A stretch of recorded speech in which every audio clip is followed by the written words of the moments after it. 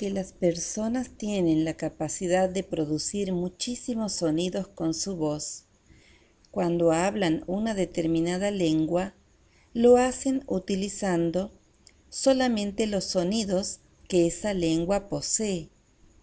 Cada lengua tiene un repertorio limitado de sonidos que sus hablantes aprenden a pronunciar desde pequeños.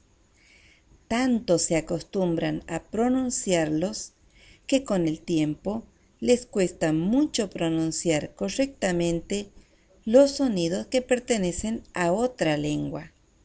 Por ejemplo, en el francés, en el guaraní, en el alemán, hay sonidos que en el español no existen.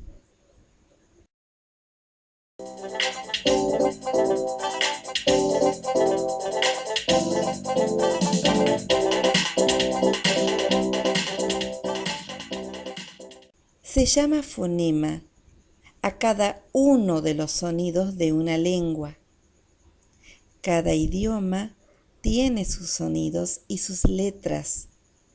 A veces, a una misma letra le corresponden varios sonidos. Otras veces, a un mismo sonido le corresponden varias letras. Cuando hablamos o escuchamos a alguien, producimos y recibimos fonemas. Por ejemplo, si decimos, ahora pasa un ratón, usamos dos sonidos distintos para la misma letra R. Existen reglas para que una letra suene de manera distinta. Vocal más R más vocal, la R se pronuncia más suave. R más vocal, la R se pronuncia más fuerte. Observemos ahora el siguiente cuadro, donde veremos que los sonidos del lenguaje se representan con signos especiales. Cada dibujo representa un sonido.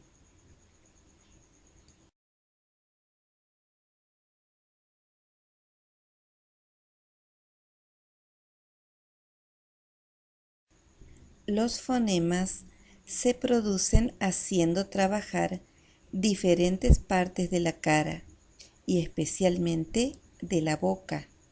Hay sonidos nasales para pronunciar la N, labiales para la M y la P, dentales para la T y la D, guturales para la G y la J.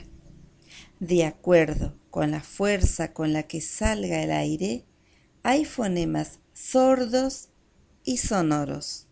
Y según cuánto abramos la boca, las vocales serán abiertas o cerradas.